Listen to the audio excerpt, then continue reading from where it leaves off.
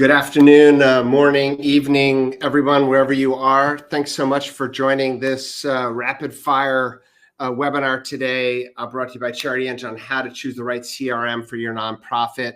My name is Dave Martin, and I am the host of today's webinar. It's going to be rapid fire, a lot of questions we're going to be asking today. Maybe the reverse of a lot of webinars where you get lots of answers. This is probably more about questions. So real quick, a little bit about me. I'm the VP of Marketing at CharityEngine. I have the distinct background of having worked at both associations, nonprofits, as well as software companies. I used to do my own podcast on marketers drinking beer. I think we drank too much beer and we just stopped doing it. But anyway, I have just that mixture of I know what it's like to be on the nonprofit side, as well as on the software side, serving nonprofits. This is me and my family. They don't let me take the selfies. I'm literally like the Geico commercial dude. Like, my family makes fun of me. And these are the only two that really care when I come home these days, because they're all older and just want me to pay their tuitions. So anyway, that's a little bit about me. This is the last bit I'm going to talk about CharityEngine. CharityEngine is an all-in-one CRM built specifically and natively built for nonprofits and charities that are doing fundraising. And in our CRM, we offer all of the tools that you might need to do your fundraising, whether it's direct mail, email, text to give, payment processing, donation forms, marketing automation, you name it, we cover it. And it's all natively built in one platform. That's it. That's all you get about CharityEngine, I promise. So I thought I'd start with this quote from Peter Drucker. The most serious mistakes are not being made as a result of wrong answers. The truly dangerous thing is asking the wrong questions. And that's why we're here today. Is what you're going to learn is ask the right questions during the buying process. When you're looking at fundraising software, nonprofit CRM, whatever it is that you call it for your nonprofit, what are the right types of questions you need to ask to inform yourself so you make the right decision for your organization. This is about us and the content that we create at CharityEngine. We want to be helpful to you guys. If it means that you want to do business with us, that's great. If not, well, we wish you all the best. We're also going to assess your nonprofit's what are your true needs across departments, right? And then we're going to prepare you for successful implementation and adoption. And this is all through the questions that you're going to ask as you're going through a buying process to make sure you make the right decisions. So why does the perfect fit matter? It's huge. Having the right tools is going to have a huge impact on the money that you raise, the engagement that you have with your donors, and your ability to fulfill the mission of your organization. What are the risks of a poor fit? Frustration, day in and day out. You get frustrated with your system. Maybe you've got disparate systems and you're losing data. You're missing donations. You've got challenges with payment processing. If there's an error and a problem, trying to get that solved. There's cost of a poor fit. But there are rewards too, growth. Like if you're doing it right and you get the right system in place that works for your organization, you can have greater efficiency, just overall better management of your nonprofit and more success. But the growth and being able to grow and generate more donations that help you fulfill the mission of your organization is really what matters. But it's a commitment, right? Like 3 to 7 years on average.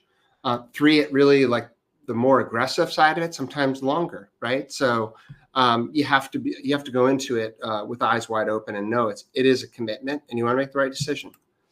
So where do you start? You start with a mirror, and what are you really looking for? You have to ask yourself, are you looking for like a full CRM database where you can track everything about your donors, households, activities, events they've registered for, donations, monthly giving, all that kind of stuff? Do you need a CRM donor base? Or are you really just looking for, say, donation forms and the ability to collect money on top of that, right? And you want to integrate it with a current system. So you have to ask yourself that question. What are we looking for here? Are we looking for a CRM and the donation forms and all that together? Or are we kind of going piecemeal? And there are pros and cons to both, right? Are you looking for marketing automation, email automation, the ability to run campaigns with multiple channels, SMS, direct mail, email, phone calls, whatever it is? Are you able to, is that what you're looking for? You're looking for additional ancillary fundraising tools like e-commerce, like a store for your donors that help sell products that they might be interested in, events that you might be doing, peer-to-peer events, auctions, galas, whatever it is. You need to do advocacy. So what are you really looking for is key up at the top. And how do you plan to connect your various systems together depending on how big you are, right? So what do you need to do? You got to assess your needs. Look at internal pain points, right? What takes too much time to do? You got to ask a lot of these questions, get some answers up front so you're going into this prepared too, right? Before you start talking to vendors. So what's taking too much time in our day-to-day activities? How many? You always have this issue where you got to click on too many times to get to something. It can be really frustrating. So what are the things that are where the process doesn't work as well for you? It's a pain point. It's a waste of time. What's one thing you could change, or 10 things that you could change about the platform? This is going to inform you about, what do we really need and what are we after, and understanding what creates pain today is going to help you find the right system. Where are you settling for on workarounds? I do this today too. I've got some workarounds, is that okay, or does it create too much time? Are you wasting too much time there? What about users? Like, how many users do you need? How techy are they? Are you looking for something that's really simple? You got 3 people, don't need a lot of bells and whistles. Ask yourself that. Or do you got, 15, 20, 5, 30, 50 users that with a much more complex team? So how techy are your users? And who's going to use it? Who's using it daily? Who's using it once a month? And do you need, or do you have like a database administrator, that DBA, and a big team, or is it just a few staff, right? So that's going to have a big impact, the number of users on the system that's right for you. So what you also need to ask about budget. What's our ongoing monthly budget? What can we spend as you go into this? You can spend anywhere from free. There are platforms out there that they say they're free, right? You don't pay, but then you're paying in the processing of all the gifts that you're generating. So that might work initially for smaller organizations that don't have the cash flow to pay for a monthly platform. But over time, that could get really costly, and you might want to move to a system that is you have a steady monthly rate. So what's your budget for implementation? There's initial implementation. There are always going to be some things that you're going to go through to get set up, time, energy, money, and cost there from the vendor. So what's your budget for the initial implementation? And so what's your budget then in year 1, which with implementation will be more costly. Sometimes you get the implementation put across multiple years of the contract. You'd ask for that, right? So what is it in year 1 versus ongoing? Sorry, I had to take a little sip of water there. And do you have budget for ongoing training after that, right? Like that can be really critical. Many of the vendors out there, including CharityEngine, have academies, right? They've got all kinds of like resources to help you leverage the system more. But sometimes you might need some more specific training and what ongoing, what might that cost? What are the costs involved there? And do you have budget for that? You don't have to, but it's something to consider. So the questions that matter most, I'm going to do this same kind of slide multiple times. And at the end, we're going to share a document of all the questions, right? So what are the questions that matter most? What's currently slowing us down? What systems do we need to integrate with our CRM, right? Like I was talking about, do you need an all-in-one? Do you want to connect multiple systems? So what are you integrating? And can we, do we today, and can we manage integrations? They can be complex and there can be limitations to them, but there can also be positive, right? So do we and can we manage integrations? How many records do we manage? How fast are we growing? What kinds of reports do we pull regularly? What are the must-haves versus the nice-to-haves, right? You got to focus on the must-haves first. And we'll talk about our CRM vendor matrix, for a comparison matrix that we have. And I'll share that in just a little bit with you guys. So next section is on from wish list to workflow. What do you really need, right? So what are the functional needs by department? Meet with, and if you're just 2 people, that might be really different, 3 people or 30, right? You want to meet with the individual in each of your departments that are going to be using the platform, and determine what are their needs, right? Fundraising and programs versus marketing and communications, volunteer management, right? Like finance, executive, operations. Understand what the needs are for each of the departments in your organization. List them out. It's going to help you to be more effective and make them part of your matrix. I was at an association, the American College of Radiology, about 6-7 years ago. And we did the same type of CRM evaluation. They're called AMSs in the association world, but we did the same kind of, went through this process, and I created a matrix, and we compared. In the end, we shortlisted the 3, and we compared these 3 vendors. And I went through, I'll talk a little bit more about weighting, but we went through really at a minutia kind of level by department, understanding what each department needed and what were their must-haves versus nice-to-haves, and we weighted it differently. In the end, you can come out with a score and say, we empirically show like this is the better platform for us, and it'll help you in decision-making. So another thing to think about is, what are the needs by donor life cycle, right? So if you're from identify all the way through to cultivate, right? What are your different needs from a functionality perspective? Email, SMS, social media, events, right? Payments, sustainers, monthly giving. If you have monthly donors, sustainers can be a really important element of any platform and how it helps you to retain that revenue. Some do it way better than others, right? So when you look across the donor life cycle, think through what are the different, and you're layering that with your departments, you can start to get a really good idea of what's important, what isn't important, what do we got to focus on more than others. Hope that helps a little bit. Yeah, and I think I've got other things in here like, peer-to-peer or auctions or advocacy, right? Payments.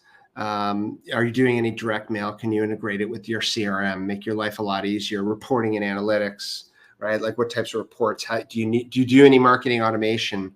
Are you sending out sequences of emails and maybe combining those with other channels that you do outreach, like SMS or direct mail, right? So looking across the donor life cycle will give you a sense for really where you need to be. So what are the questions that matter most here? What is it that we want to track, right? What do we need to know? Donations, email, engagement, opens, click-throughs, right? How many people are getting through, and what emails are they clicking on in a multi-channel sequence that you've got running? Who's attending events? Can we score them? Can we score them in the sense of like who's more engaged than others, right? So what is it that we want to track? Advocacy actions is another one.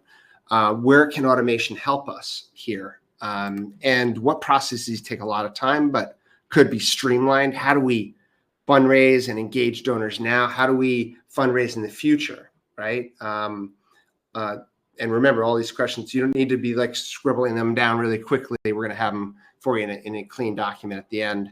And don't worry, you'll get a link to this recording, and you'll also get the PowerPoint itself in a PDF format. So you'll have everything here.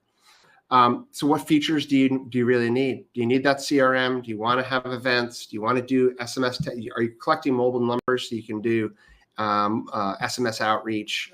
And are you doing volunteer management? Do you need moves management, et cetera? Right? So start to ask and answer these questions. It becomes much clearer what you need. But don't be dazzled by demos, right? Have a plan.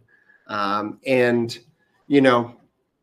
lots of times people might get enamored with a salesperson, but that's important. The person that's selling to you and understanding your needs and then positioning their product and why they think their product's the right one. But they're also there to sell their product. And sometimes you need to get past that relationship in a sense. It's important, but don't get too dazzled by them, right? Have a plan. So what does it mean? Do your vendor research before setting up demos, right? Do as much if you shortlist, you might start out with a longer list, but then you shortlist, do your demos right up front. If you have an initial list of 5 or 6 vendors, for example, maybe more. Some people we hear will be like, I've talked to 15 vendors. I don't know why they do that, but that's a lot. It's a lot of work. I think if you do some research first, you'll get a sense for, okay, here are 5 or 6 that we think are make the cut. Let's get some demos, shortlist it down to 3, get a follow-up demo, for example, and make a decision from there, right? So start a little broader, narrow it down. And you hear all the time, if you're doing this for your board or for the executive director, they're going to know, how many did you talk to? How many demos did you get, right? Like 3 is always a good list to have it shortlisted at the end, and let them battle it out a little bit, right? So then once you've narrowed it down, evaluate features and functionality, the user experience clearly, like, is it easy? Does it look like it's easy to use? Do they offer you outside of the demo the ability to do like a product tour and walk through it on your own? Sometimes vendors will offer a sandbox environment. Those can be good, but it's not your data necessarily. So it might be a little bit harder to understand how the platform works for you. And that might be with much larger organizations that ask for a sandbox. I wouldn't necessarily recommend it for smaller organizations. Support and training, what are they offering? Data security and privacy. We know that vendors get hacked, and there's a competitor of ours who got hacked not that long ago, and it created a lot of problems.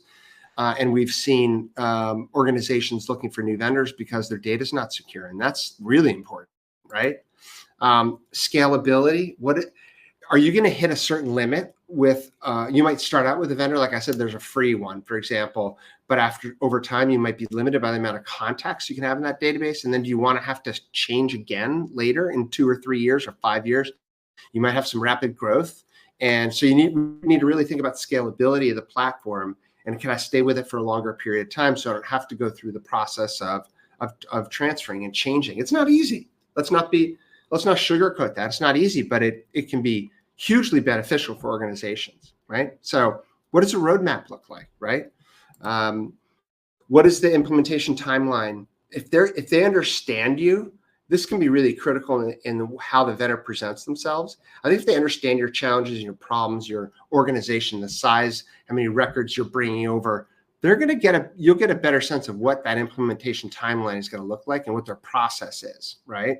So the other part, total cost of ownership, you can have, you have to look at all of the costs. And one of them that I really recommend that you keep a close eye on it, because I think it can get buried and people don't realize the cost of it, is payment processing.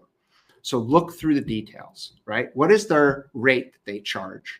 It might be 3%. It might be 7% or 8% per transaction. And then additional, fee on top of that. What is it? 1 cent, 2 cent, 5 cent, whatever it is on top of that, right? So you have to keep an eye on the broader picture of what are my monthly charges for the software, and then what am I paying for, especially with donations. We're all raising money, and a lot of it sometimes, how much money am I going to pay in processing? Because that's the hidden part that people don't realize. Like I was saying earlier, it might be free, right? But then they charge you on the processing side, and that could work really when you're small. So total cost of ownership, critical here. And I really, really can't underscore understanding payment processing, doing your vendor research, narrowing it down, and then going through the evaluations. So will this system scale with us over the next 3 to 5 years, 10 years? What does onboarding and training look like? How easily can I build a report or segment a list, right? Can I automate recurring donations and email workflows? So there are automation elements within the platform that are going to make my life easier, right? Again, devil's in the details in the payment process. So sorry, I'm presenting here, but like the thread over here with questions is over here. So if you see me look over here, that's why I have to do that. I can't do it on the same screen. It's a little clumsy for me. But Bob, I see, looked like Bob was saying that the problem is there's very little real info is available on the platform's website. They want to drive you to a demo. Maybe sometimes there can be a lot more information. And our example is we do versus articles on all of our major competitors. So you can go on there and say, okay, what's CharityEngine versus X and Y and Z competitors under resources, right? Like look for what it may not be just on the website, could be in their blog, which is, part of the website. They might have articles where they compare themselves to competitors as an example. So more information, more detail is important. Yeah. Do they want to get you on a demo and show you the product? Yeah, 100%. So I get that, Bob. But that could be an indication of maybe they're not making it easy for you to make a decision before. Like you're talking about doing that research, right? So before.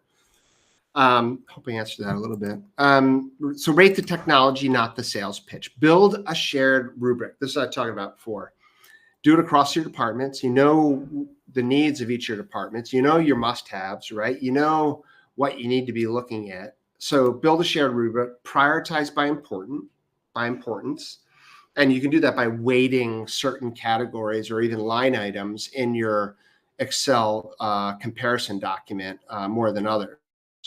Debrief after, like one thing might be really important, like events might be really important to you. So you might want to give events a lot more weighting than, advocacy, right? Or moves management or something like that, right? So be willing to, it's not all things are should be treated equal. Debrief after every demo, get feedback from the team on what they're thinking and what their thoughts are. QR code here. I know you got to scan it with your phone. You're like, it's a pain, but we're going to share the link to this also now. Neha, who's my colleague, and if it wasn't for her, I'd be a mess. She's helping me on the back end here. We'll share a link so you can be able to go to this and get this nonprofit CRM comparison matrix, help you make the decisions you need to make. Okay.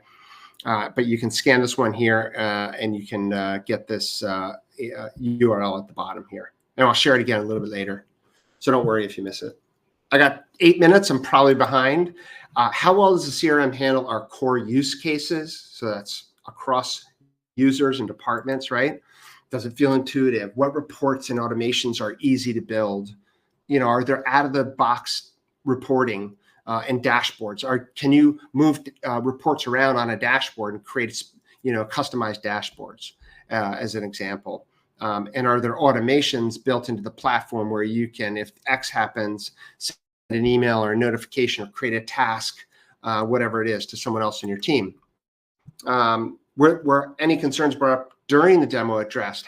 How well are they listening, or are they just telling you about their platform? They should be listening, understanding what are your challenges, what keeps you up at night, how you're wasting time, and then saying, okay, here's how our platform is going to solve that for you. And the best salespeople are really good at that. The ones that are just kind of vomiting information at you, beware. It doesn't mean the platform's wrong. It's just they're not doing a very good job addressing your concerns, right? Data migration, this is a beauty. I worked at the Electronic Retailing Association 15 years ago. When I got there, there were 36,000 records in database. I'm like, this is great. I got this huge database that I can market to. But as part of moving from one AMS to another, one platform or CRM to another, we had to do a data cleanup, and that's part of data migration. Typically, is clean your data first. And we went from 36,000 records down to 7,000. I was like, I guess there just aren't as many as I thought there might have been for me to do marketing to. So, as part of your data migration, it can be a huge flashpoint. Right? Inform yourself, understand, inventory all of your data sources. Right? Where are you pulling data from today? Your current CRM, maybe you don't have a CRM. Maybe it's just Excel spreadsheets, right? That's okay, right? You're making the decision at least to inform yourself being here. I'm hoping I'm helping you.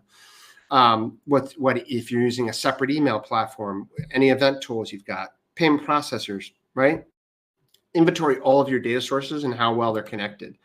Then audit the data like I did. I was just telling you about it, the Electronic Retailing Association. Garbage in, garbage out. I think I'm jumping ahead on that one, but audit your data quality and cleanliness. You don't want to drive up costs down the road and have delays in your project because you don't start in a good place. And that can take time.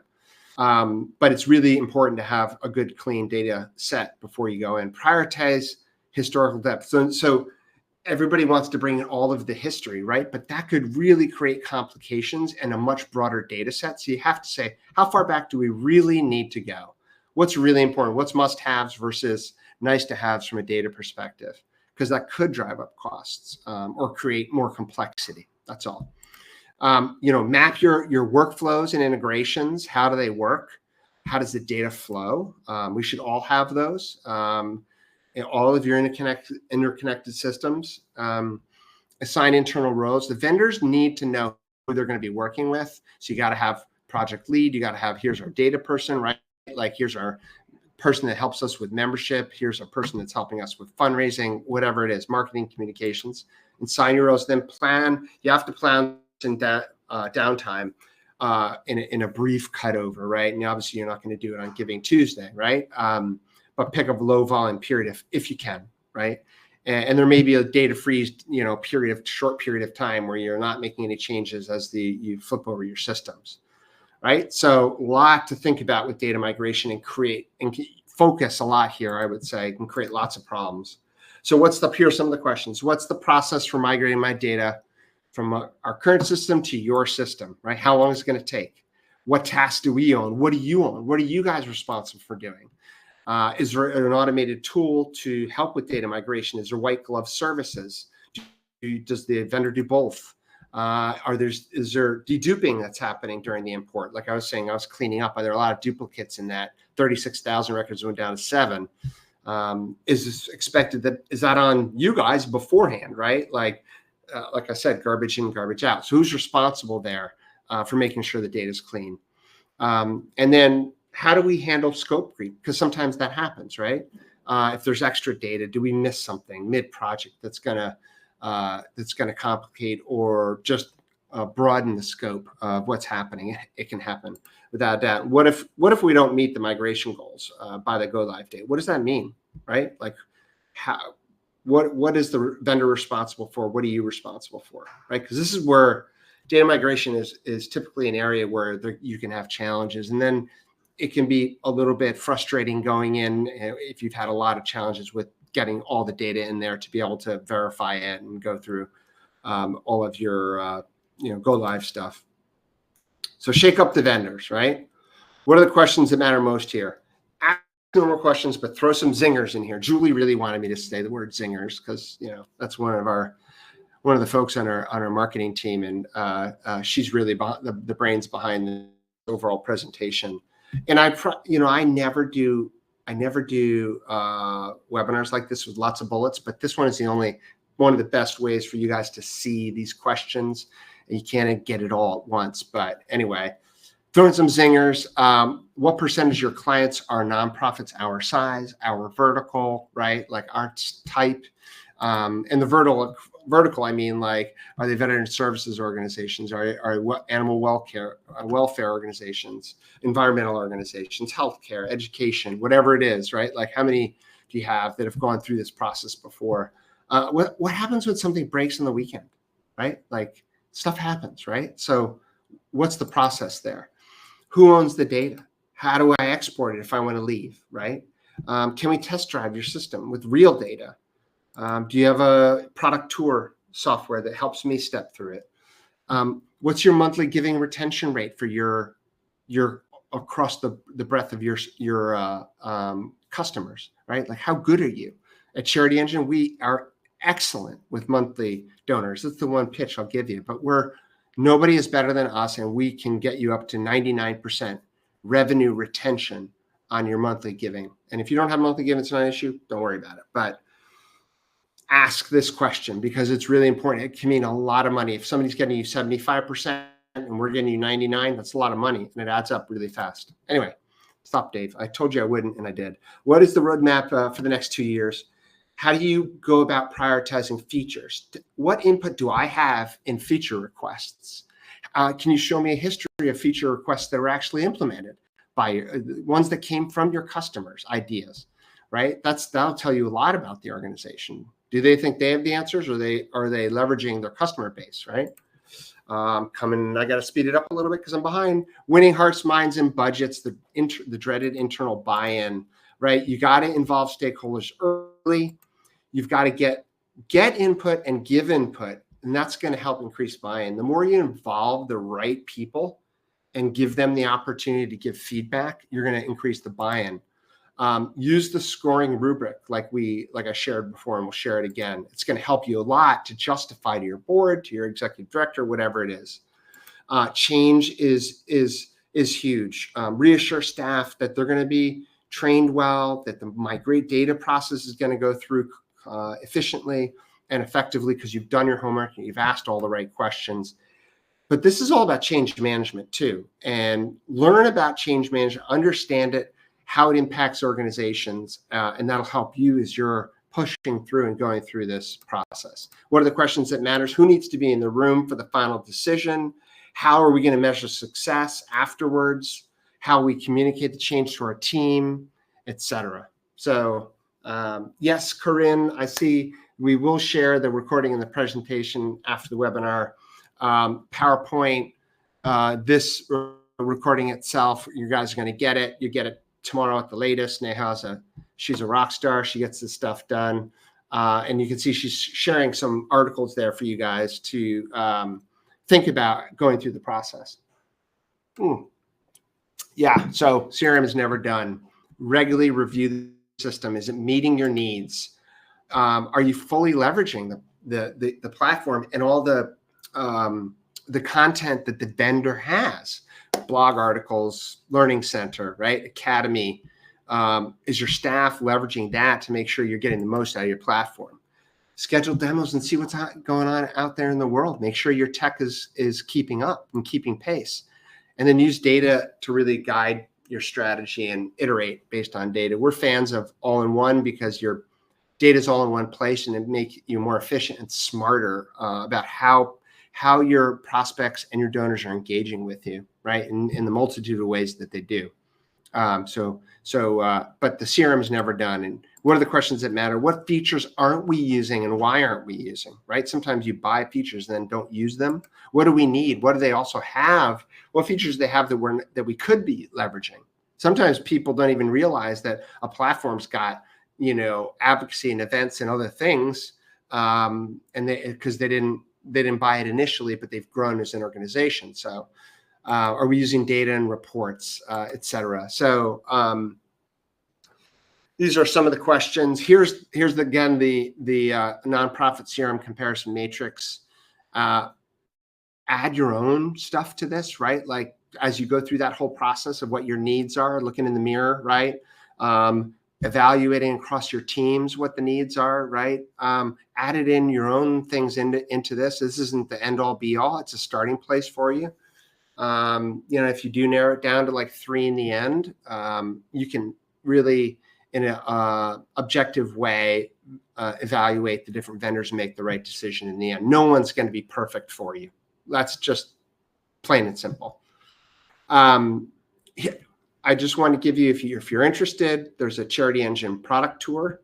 I think Neha's going to share that in the chat here.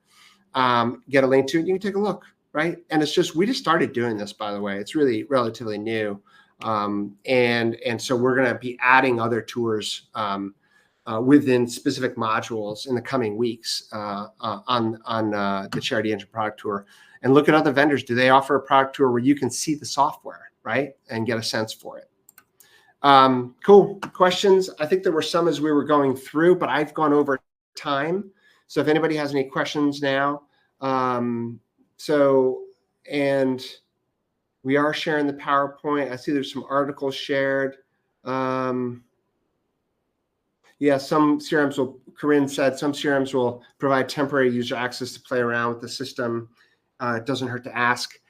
I was suggesting, depending on the size of the organization and what you're trying to do, sometimes those sandboxes may not have the data in them to effectively show what you need, but just keep that in mind. I'm not saying it's a bad idea. Just keep that in mind. Let's see. We're a very small nonprofit and have tried several CRM systems. Let's see.